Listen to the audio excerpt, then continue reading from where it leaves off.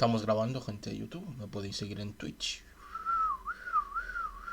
Bueno, vamos a seguir leyendo la maravillosa novela Guerra y Paz, una telenovela rusa. Y como dice el título del directo, esta debería ser la única guerra que deberíamos de aceptar. Vamos a intentar pues relajarnos un poquito en este mediodía,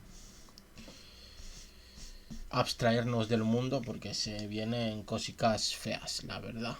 Entonces, nos habíamos quedado en la quinta parte, en el capítulo 10, así que vamos a seguir a ver hasta dónde nos lleva esta maravillosa historia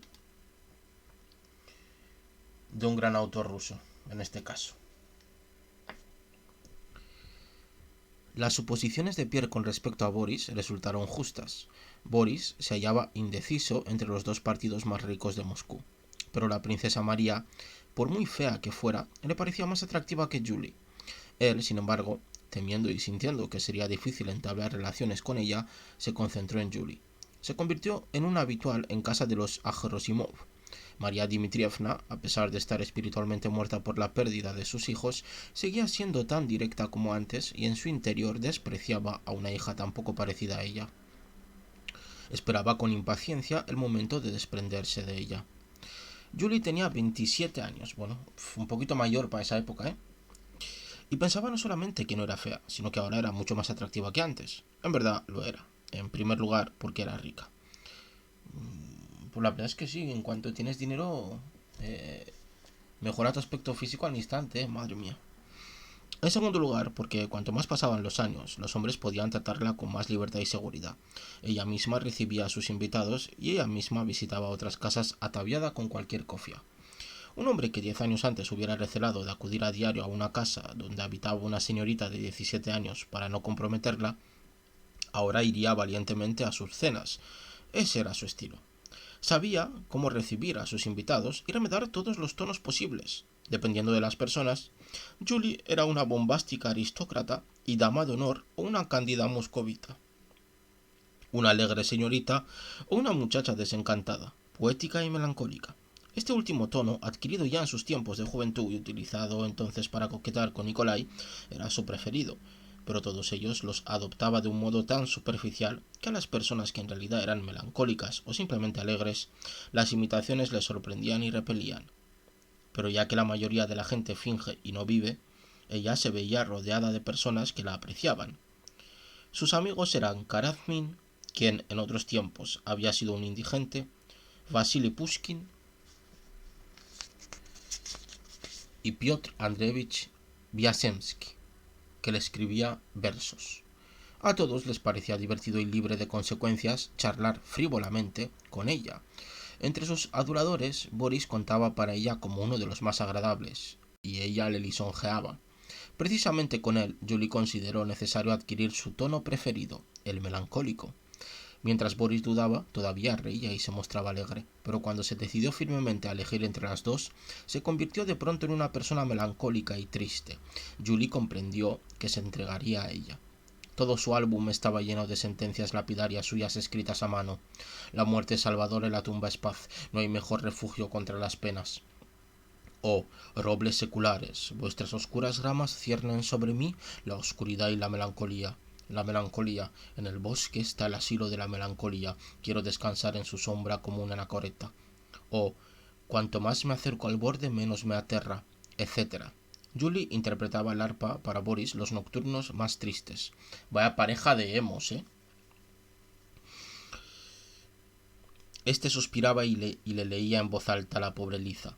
Esta situación prosiguió a lo largo de 2 semanas y comenzó a complicarse. Ambos sentían que era necesario salir de esa mortal espera, del amor a los sepulcros y del desprecio a la vida. Julie, para convertirse en la esposa de un ayudante de campo del zar. Boris, para recibir de una novia melancólica los 3000 campesinos necesarios para las fincas de la provincia de Penza. La solución era bastante complicada, pero había que pasar por ella. Un día, después de haberse dado cuenta de que había que pasar más allá de la ensoñación de un amor no terrenal, Boris decidió explicarse e hizo una proposición matrimonial. Para horror de la anciana condesa Rostova y para enfado de Natasha, quien de todos modos consideraba a Boris uno de sus admiradores, la petición de mano fue acogida favorablemente. Al día siguiente, los dos jugadores no estimaron necesario hacer más uso de la melancolía y comenzaron a ir alegremente al teatro y a los bailes. Por las mañanas, mostrándose como prometidos, acudían a las tiendas a comprar todo lo necesario para la boda. El convenido enlace entre Julie y Boris era una fresca e importante noticia cuando Ilya Andreevich Rostov llegó a Moscú a finales del invierno para poner a la venta su casa, llevando consigo a Natasha para que se distrajera. Uy, uy, uy, aquí va a haber hostias, hostias. Vamos con el capítulo 11. Los Rostov llegaron a Moscú a principios de febrero. Nunca antes había estado Natasha tan inquieta, preparada y madura para el amor, y por ello tan femeninamente hermosa, como en ocasión de aquella su llegada a Moscú. Antes de partir de Otrandoe, soñó que el príncipe Andrei la recibía en su salón y le decía: ¿por qué no venía? Hace tiempo que estoy aquí. Natasha deseaba apasionadamente ese momento tan fuerte, ese momento. Tan fuerte era la necesidad de amar a un hombre que no fuera mediante una fantasía. Tan difícil había comenzado a ser la espera de su prometido, que al llegar a Moscú estaba firmemente convencida de que ese sueño se materializaría y que se encontraría con el príncipe Andrei. Llegaron por la tarde y al día siguiente por la mañana se envió la notificación a las casas de Pierre, Anna Mikhailovna y Shin.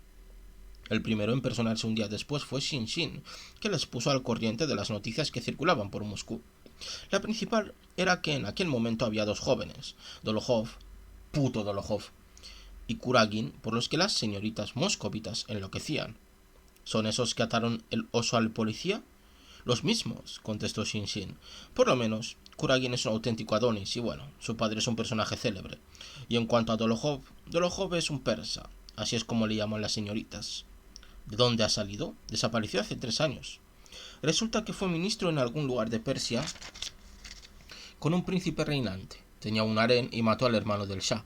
Pero vuelve locas a todas nuestras señoritas. Dolokhov es un persa y se acabó. Es un taur y un ladrón. Pero no hay comida que no cuente con su presencia. Le invitan a todas. Así están las cosas. Y lo más divertido de todo, prosiguió Shin, ¿recuerda que Bezukhov se batió con él en duelo? Pues ahora son íntimos amigos. Es el primer invitado en su casa y en la de la condesa Bezukhova. ¿Acaso ella está aquí? Preguntó el conde. Ciertamente, llegó hace unos días. Su marido huyó de ella y la condesa se presentó en Moscú para reunirse con él. Es guapa, muy guapa. No comprendo qué es lo que sucede entre ellos, pensó Natasha, escuchando distraídamente. ¿Volkonsky está también en Moscú? Preguntó Natasha. El padre está aquí, pero el hijo no, querida prima. No tienes con quién coquetear, contestó Shin burlonamente, sonriendo con cariño. Natasha ni siquiera sonrió ante esa respuesta, apenas conteniendo las lágrimas. Después acudió Anna Mikhailovna y anunció con lágrimas en los ojos lo que para ella era motivo de dicha: el casamiento de su hijo con Julie. Lo principal es que tienes un corazón de oro, y mi Boris la ama tan apasionadamente. Ya desde la infancia la amaba, les comentaba una envejecida Anna Mikhailovna, repitiendo la frase que le decía a todo el mundo, y sin tiempo para caer en la cuenta de que debía haberla cambiado por los Rostov. Natasha se sonrojó al oír la noticia y sin decir nada a nadie se levantó y salió del salón. Pero en cuanto se hubo retirado comprendió cuán poco oportuno era su enojo. ¿Qué tenía ella que ver con Boris, cuando ella misma estaba ya prometida con nada menos que el príncipe Andrei, el mejor hombre del mundo? Pero no obstante la noticia la ofendió y enojó, aún más si cabe, por haber mostrado su enfado. Pierre, que tenía que comunicarle las últimas noticias de Andrei, todavía no se había presentado. El día anterior había estado de parranda hasta bien entrada la noche, y por eso no se había levantado hasta las 3 de la tarde. Llegó a la hora de la cena. Natasha, que había oído de su llegada, fue corriendo hasta su encuentro desde las habitaciones traseras, donde había permanecido en silencio y pensativa hasta ese momento. Al verla, Pierre enrojeció como un niño, sintiendo que se ponía colorado como un tonto. Bueno, ¿qué? Le preguntó Natasha cogiéndole con la mano que Pierre había besado. ¿Tiene cartas para mí? Mi querido conde, todos me repugnan menos usted. ¿Las tiene? Démelas. Natasha condujo de la mano a Pierre hasta su habitación, fuera de sí de alegría. ¿Vendrá pronto? Tiene que venir pronto. Me escribió sobre el pasaporte para un instructor que ha encontrado. Enséñamela, dijo Natasha. Pierre le entregó la carta, que era breve y escrita en francés. El príncipe Andrei escribía que ya había terminado con el último de sus asuntos y que el suizo Laborde, un hombre inteligente, educado e instructor ideal, llegaría con él. Era necesario conseguirle un pasaporte. La carta tenía un estilo oficial y áspero, tal y como escribía el príncipe Andrei, pero por ello Pierre concluyó que estaba ya de camino. «Bueno, ¿y qué más?», preguntó Natasha. «Ya no hay nada más», dijo sonriendo Pierre. Natasha se quedó pensativa. «Venga, vayamos al salón». Pierre también le comunicó los deseos de la princesa María de conocerla, de acudir a casa de los Rostov y de lo agradable que sería conocer a su futuro suegro. Natasha se mostró conforme con todo, pero permanecía muy silenciosa y concentrada.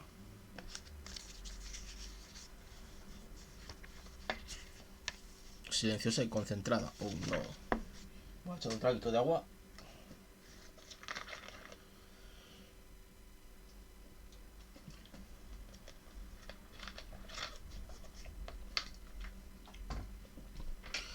Uy. Al día siguiente, Ilya Andreevich marchó con su hija a casa del príncipe.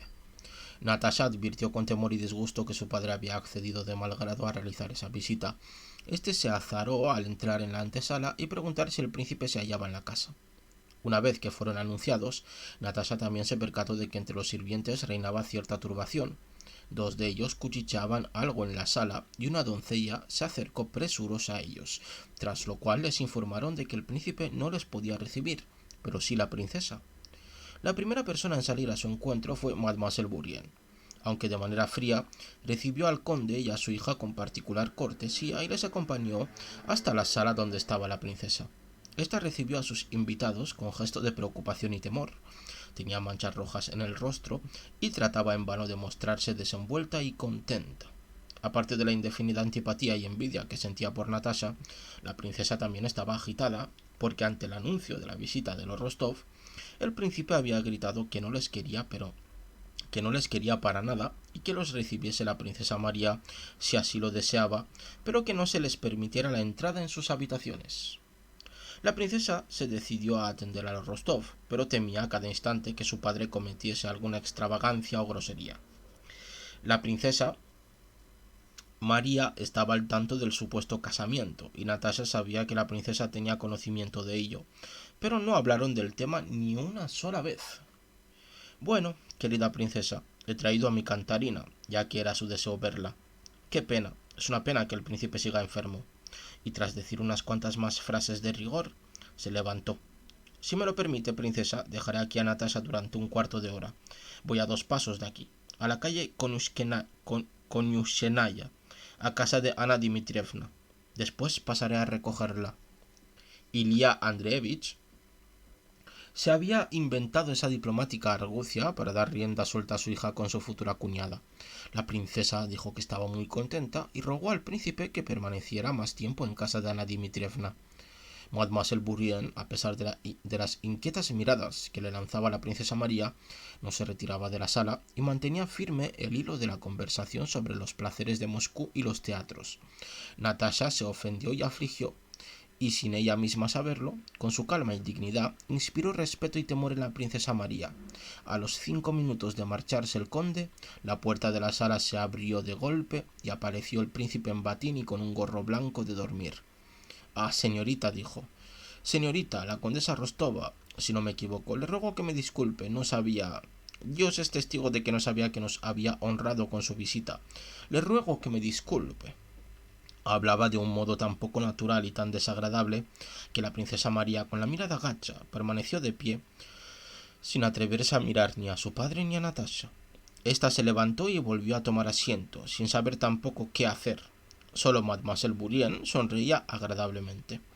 «Le ruego que me excuse», gruñó el viejo antes de retirarse. Mademoiselle Bourrienne fue la primera en reaccionar después de la aparición del viejo príncipe, comenzando a hablar sobre su indisposición. Pero al cabo de 5 minutos, Tijón entró en la sala y anunció a la princesa María que su padre había ordenado que marchara de visita a casa de su tía. La princesa María, sonrojada hasta las lágrimas, mandó decirle que en aquel momento tenía invitados. «Querida Amélie», dijo la princesa, volviéndose a Mademoiselle Bourrienne, «vaya y diga a mi padrecito que hoy por la mañana no podré ir. Por favor», añadió con un tono que Mademoiselle Bourrienne conocía por infalible y con el que la princesa, al límite de su paciencia, dio a entender que ya no cedía más. Mademoiselle Bourrienne salió de la sala y la princesa María, ya sola, cogió de la mano a Natasha y, disponiéndose a hablar, suspiró profundamente. «Princesa», dijo súbitamente Natasha, poniéndose de pie también.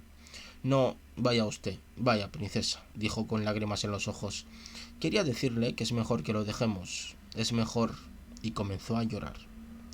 «No llore, no llore, alma mía». Y la princesa también empezó a sollozar al tiempo que la besaba. El anciano conde hizo acto de presencia en ese momento y las halló en esa situación. Tras recibir la promesa por parte de la princesa de devolverles la visita al día siguiente por la tarde, el conde cogió a su hija y abandonaron la casa.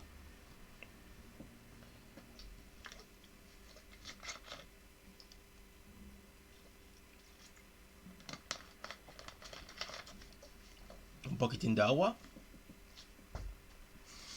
y seguimos con el capítulo número 12. Aquella misma tarde, los Rostov fueron al teatro. Natasha se había mostrado silenciosa y ensimismada durante todo el día, vistiéndose para la ocasión sin experimentar ningún placer. Aquella noche honraban a la preferida del público moscovita y el conde Ilya Andreevich, que había conseguido unas localidades, llevó a sus señoritas a ver el espectáculo. Natasha no marchó de buena gana, aunque de todos modos sabía que tenía que pasar el tiempo de alguna manera. Pero cuando una vez vestida bajó para esperar a su padre y se miró en el espejo grande del salón y observó lo guapa que estaba, entristeció aún más. Pero su tristeza era dulce y afectuosa. Dios mío, si él estuviese aquí yo ya no sería como antes, tonta y tímida, sino otra. Le abrazaría, me apretaría contra él, le obligaría a mirarme con sus ojos curiosos y aduladores, y después le obligaría a reírse como reía entonces. Y sus ojos, ¿cómo veo esos ojos?, pensaba Natasha. ¿Qué tengo yo que ver con su padre y con su hermana? Yo le amo a él, y solo a él, a su rostro, a sus ojos y a su sonrisa viril e infantil. No, es mejor no pensar en él, mejor olvidarle por completo por el momento. Si no, no aguantaré esta espera. Ahora mismo voy a llorar. Y se apartó del espejo para no prorrumpir en sollozos. ¿Cómo puede Sonia amar a Nikolai de una manera tan regular y apacible y esperar con tanta paciencia? No, ella es totalmente distinta, pensó, mirando cómo entraba en la sala Sonia con un abanico. Tras quitarse el abrigo, Natasha entró en el iluminado palco de platea mientras sonaba la música de su obertura preferida. Bajo esas brillantes luces y al son de ese compás, parecía aún más enamorada y triste. No pensaba en el príncipe Andrei, pero se sentía como si se hallara en su presencia, reblandecida y enternecida. Deseaba apretarse contra alguien, acariciarse y amar. Tomó asiento en la parte delantera, donde le indicó el acomodador, y apoyando su mano en las candilejas, comenzó a mirar al patio de butacas y a los palcos de enfrente. Su pequeña mano, enfundada en el guante, involuntaria e imperceptiblemente apretaba y soltaba convulsivamente el programa de la velada al ritmo de la obertura, arrugándolo. Natasha y Sonia, dos muchachas excepcionalmente hermosas que habían hecho aparición con el conocido en todo Moscú conde Ilya Andreevich, quien hacía tiempo que estaba ausente, atrajeron para sí toda la atención de los ahí presentes. Además, todos conocían, aunque de manera vaga, su compromiso con el príncipe Andrei, uno de los mejores partidos. Sabían que desde entonces vivían en el campo, lo cual era una circunstancia que suscitaba un interés aún mayor hacia ella. La atención estaba concentrada sobre Natasha en particular, quien aquella noche, y gracias a su triste y poético estado de ánimo, estaba especialmente bella. Sorprendía sobre todo por estar rebosante de vida y belleza, además de por su indiferencia hacia todo lo que la rodeaba. «Mira, aquí aparecen a Lenina y su madre», dijo Sonia. «Dios mío, Mijail Kirillich ha engordado aún más», observó el anciano conde. «Mirad qué toca lleva nuestra Ana Mijailovna. También están Boris y Julie. Ahora se nota que están prometidos». Natasha volvió los ojos en la dirección que miraba su padre y vio a Julie, que muy escotada y luciendo un collar de brillantes en torno a su gordo y rojo cuello, muy empolvado, como Natasha sabía, estaba sentada con aspecto muy alegre junto a su madre. Detrás de ellas, con el oído pegado a los labios de Julie, se divisaba la bien peinada y hermosa cabeza de Boris, quien miró de reojo a los Rostov y sonrió diciendo alguna cosa. «Hablan de nosotras. Seguramente están aplacando los celos por mí de su novia, pensó Natasha. Ana Mikhailovna estaba sentada detrás, ataviada con una toca verde, sumisa a la voluntad de Dios y con el rostro feliz y festivo. En el palco reinaba esa atmósfera de noviazgo que también conocía Natasha y tanto le gustaba. Tras un suspiro, comenzó a otear en busca de algún otro rostro conocido. En la parte delantera del patio de butacas, justo en el medio, apoyándose de espaldas con los codos sobre las candilejas, estaba Dolokhov, puto Dolokhov, con su larga melena de cabellos rizados extrañamente peinada hacia atrás. Vestía un traje persa y estaba a la vista de todos, sabiendo que atraía la atención de toda la sala, y se mostraba igual de desenvuelto que si estuviera en su propio cuarto. Junto a él se agolpaba la juventud más granada de Moscú, entre la que, evidentemente, él se llevaba la palma. Dolokhov, después de su historia con Nikolai, había retirado el saludo a los Rostov. Alegre, miraba con insolencia directamente a los ojos de Natasha, que apartó despreciativamente su mirada. El conde Ilya Andreevich, riéndose, dio un pequeño empujón a Sonia y la mostró a su anterior adorador. En el palco contiguo, a 2 pasos del suyo, Natasha observó a una dama que estaba sentada de espaldas a ella. Su cuello y sus desnudos hombros eran arrebatadores, y lucía un vestido y un peinado que denotaban una elegancia de grado sumo. Natasha, a la que siempre le había encantado la belleza y elegancia de todos, especialmente en las mujeres, volvió unas cuantas veces su mirada hacia ese cuello adornado con un collar de perlas, esos hombros y ese peinado, pareciéndole que ya en algún lugar se había quedado prendada de esa belleza. La dama estaba sentada sola. Cuando la miraba por segunda vez, la dama se giró y, hallando al conde Ilya Andreevich, inclinó la cabeza y sonrió. Era extraordinariamente bella, y Natasha recordó que ya la había visto y admirado anteriormente en algún otro sitio. Recordó que se trataba de la condesa Bezukhova, la esposa de Pierre, cuando Ilya Andreevich, que conocía a todo el mundo, se volvió para intercambiar unas palabras con ella. ¿Lleva en Moscú mucho tiempo, condesa?, preguntó. Iré a besar su mano. Yo he venido por unos asuntos y he traído conmigo a mis niñas. Dicen que Semyonova trabaja divinamente. ¿Y su marido? La condesa Bezukhova sonrió con su encantadora sonrisa y dijo: Quería venir, encantada de verles. Y se volvió. Qué guapa está, susurró el conde. Una maravilla, exclamó Natasha, a la que la belleza femenina le afectaba irresistiblemente. Bueno, era un poquito lesbi, no pasa nada. Mientras aún sonaban los últimos acordes de la obertura, el director de orquesta dio unos toquecitos con la batuta. Los que estaban todavía de pie tomaron asiento, otros cuantos se dirigieron a sus butacas y el telón se abrió. En medio del escenario había unos paneles iguales. A los lados, unos cartones pintados de verde debían representar unos árboles, y por detrás de ellos, bajo las lámparas, aparecían unos hombres vestidos con levita y unas muchachas. Detrás había una ciudad muy mal dibujada, como todas las que se representan en los teatros y que no existen en la realidad. Por arriba se extendían unas telas, y unas señoritas con corpiño rojo y falda blanca permanecían sentadas sobre las tablas. Una de ellas, engalanada con un traje de seda blanco, estaba sentada aparte, y todos estaban vestidos como siempre se viste en el teatro, pero nunca en la realidad. Todos cantaban alguna canción.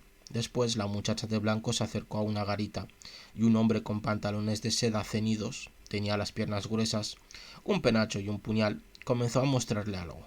Fue cogerla de la mano y rozar sus dedos, y aquel hombre empezó a cantar. Natasha, por muy extraño que resulte en el teatro, ya sabía lo que iba a pasar y no puso interés en lo que se estaba representando en la escena. En general, el teatro le gustaba poco, y en aquel momento, recién venida del campo y en el grave estado de ánimo en el que se encontraba, todo aquello le resultaba aburrido y poco interesante. En uno de los instantes más silenciosos de la obra, cuando el amante de los pantalones ceñidos toqueteaba los dedos de la muchacha del vestido blanco, evidentemente esperando el momento propicio del compás para empezar a cantar, chirrió una puerta del patio de butacas y se oyó el ligero ruido de unas botas que atravesaban la alfombra en dirección al palco que ocupaban los Rostov. ¿Quién será?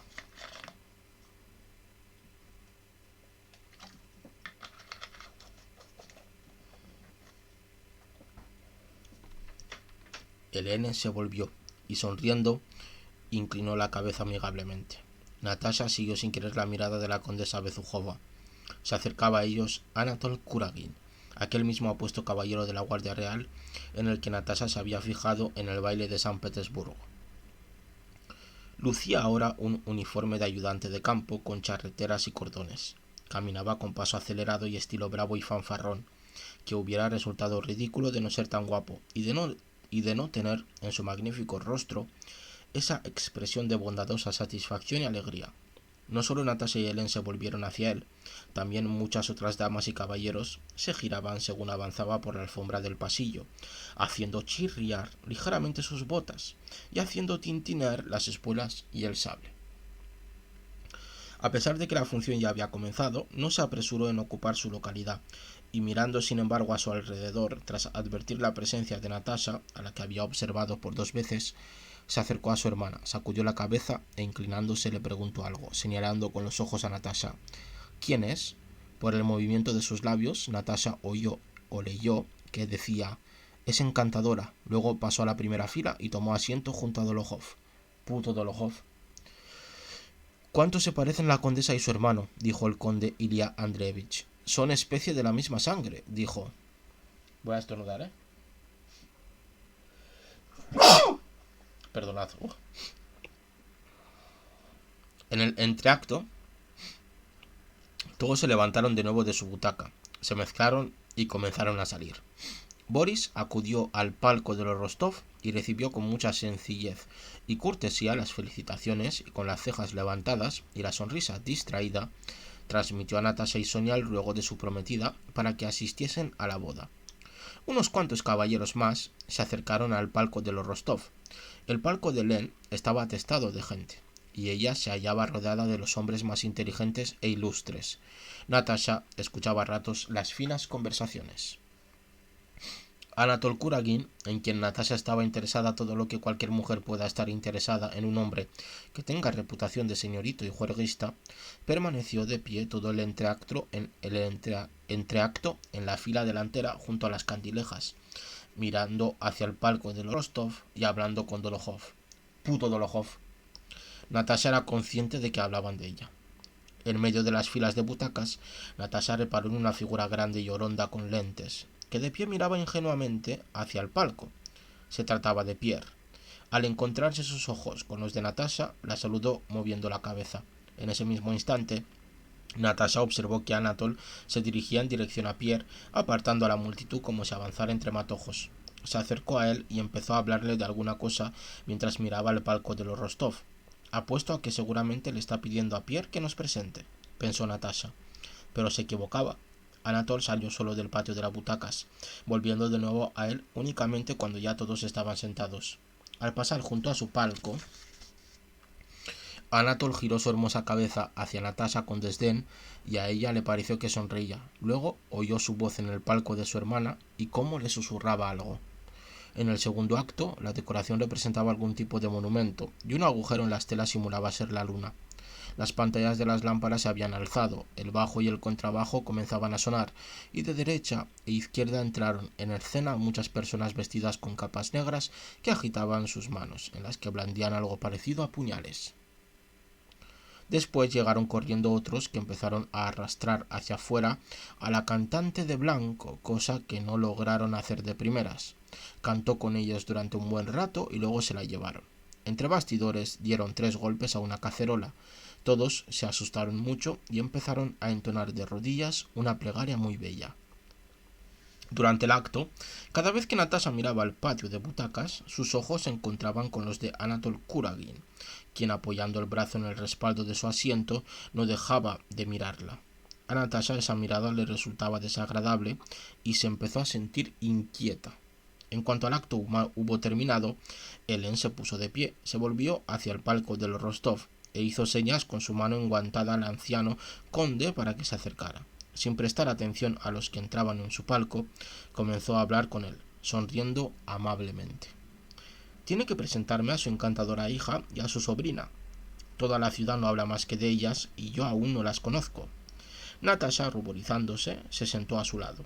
Conocer a esa belleza exuberante y escuchar sus alabanzas fue algo muy agradable para ella. Ahora también yo quiero hacerme moscovita. como no se avergüenza de ocultar semejantes perlas en el campo. Helen gozaba justamente de una reputación de mujer cautivadora. Podía decir lo contrario de lo que pensaba, y en particular era capaz de adular con la mayor sencillez y naturalidad. No, querido conde, permítame que me ocupe de sus muchachos. Yo ahora estoy aquí por poco tiempo, y a usted le pasa lo mismo. Trataré de distraerlas. La condesa Alyona Vasilievna preguntó por el príncipe Andrei Volkonsky, lo cual aprovechó para insinuar firmemente que estaba al tanto de las relaciones del príncipe con su familia. Rogó que una de las chicas se sentara en su palco para lo que restaba de función a fin de que se fueran conociendo mejor, siendo Natasha la que se cambió a las localidades de Hélène. En el tercer acto, el escenario representaba un palacio muy iluminado y lleno de retratos de caballeros con barba, especialmente mal dibujados, como suele ocurrir en los teatros. Dos personas, probablemente el zar y la zarina, que cantaban bastante mal, aparecieron por los lados de la escena entonando una cancioncilla y se sentaron en el trono. Los dos vestían ropajes feos y estaban muy tristes. Tomaron asiento y de la parte derecha salieron unos hombres y mujeres con las piernas desnudas que comenzaron a bailar todos juntos y a dar vueltas. Después los violines iniciaron unos compases. Una de las bailarinas se acercó a la esquina, se arregló el corpiño con sus delgados brazos y empezó a dar saltos, batiendo rápidamente una pierna sobre otra.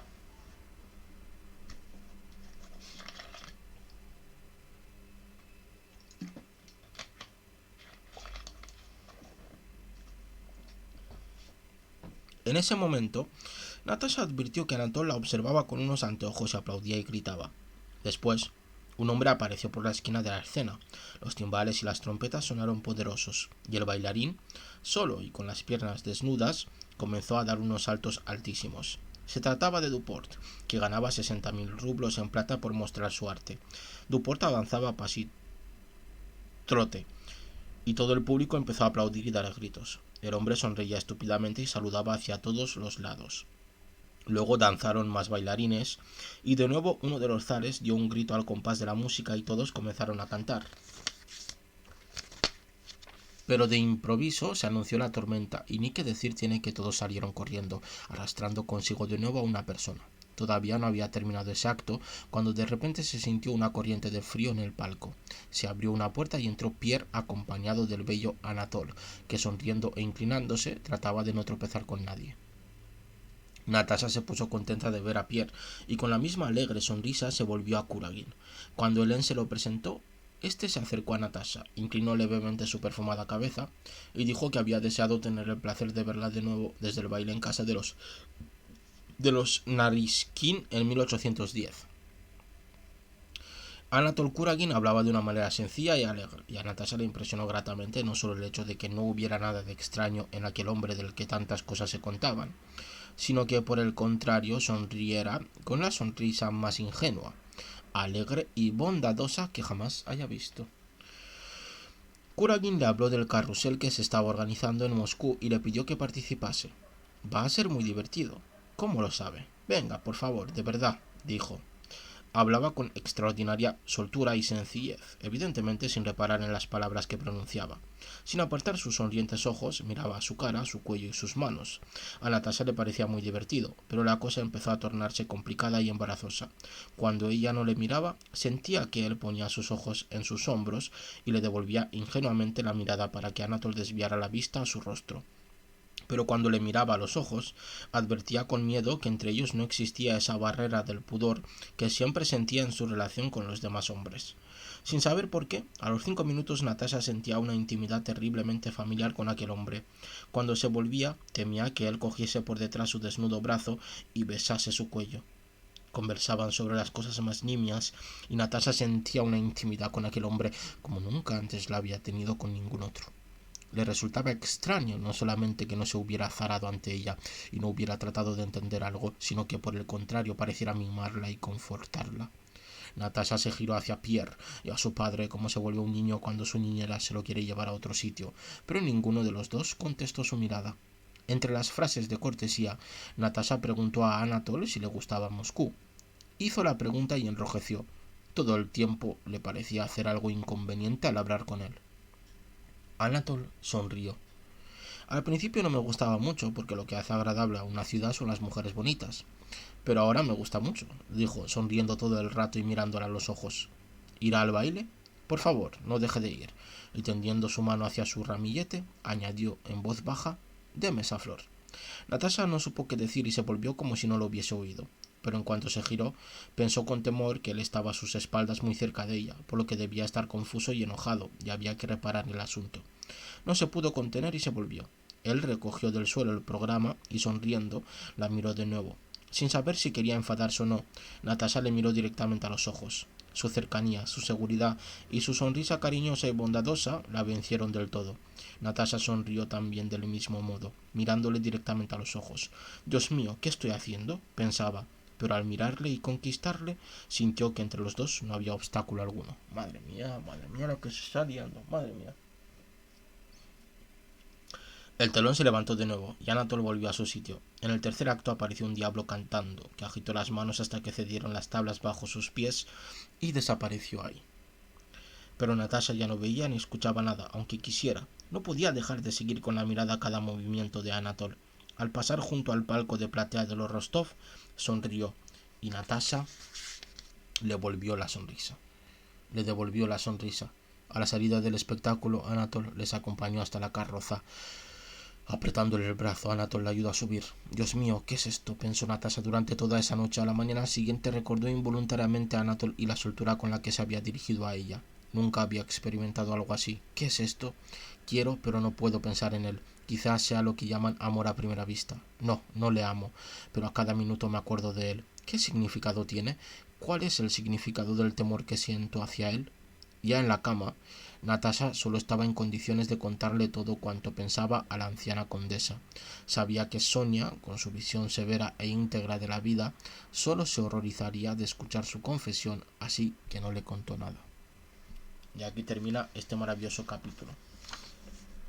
Y seguiremos en próximos directos. Espero que os haya gustado y relajado un poquito con las tensiones y la guerra que hay en este momento.